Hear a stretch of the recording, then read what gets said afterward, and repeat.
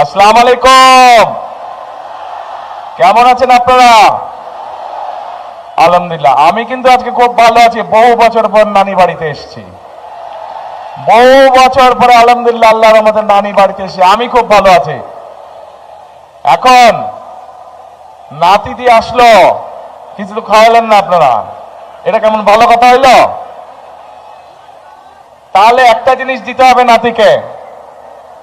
নাতি যে আসছে, নাতিকে কিছু দিতে হবে না? কি দিবে নানি বাড়ির লোক? হ্যাঁ, ভোট দিবেন।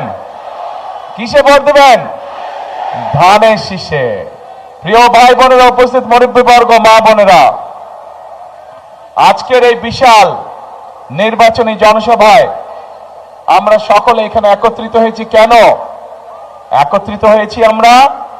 এই যে সামনের 12 তারিখে যে নির্বাচন অনুষ্ঠিত হবে, সেই নির্বাচনে বহু বছর পরে এই বাংলাদেশের মানুষ তাদের রাজনৈতিক অধিকার প্রয়োগ করবে।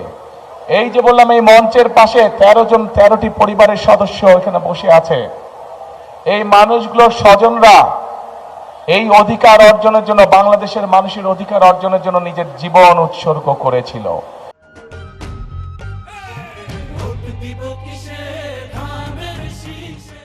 গত 16 বছরে আমাদের বহু নেতাকর্মী অত্যাচার নির্যাতনের শিকার হয়েছিল বাংলাদেশের মানুষের এই রাজনৈতিক অধিকার অর্জনের জন্য। আজ আমাদের সামনে এই আল্লাহর রহমতে এই সুযোগ এসেছে। আজ আল্লাহর রহমতে আমাদের সামনে এই সুযোগ এসেছে। আজকে আমরা এই এলাকার যত মানুষ আছে, সে মুসলমান হোক, হিন্দু হোক, আদিবাসী হোক, খ্রিস্টান হোক, বৌদ্ধ হোক, সকলে মিলে আজকে 12 তারিখে আমরা এই আগামী 12 তারিখে আমরা আমাদের রাজনৈতিক অধিকার প্রয়োগ করব।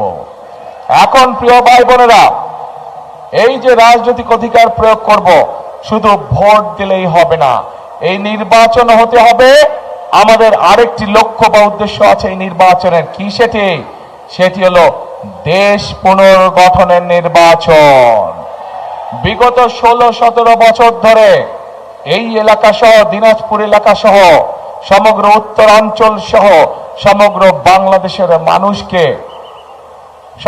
বাংলাদেশের মানুষকে তাদের অধিকার থেকে বঞ্চিত করা হয়েছিল।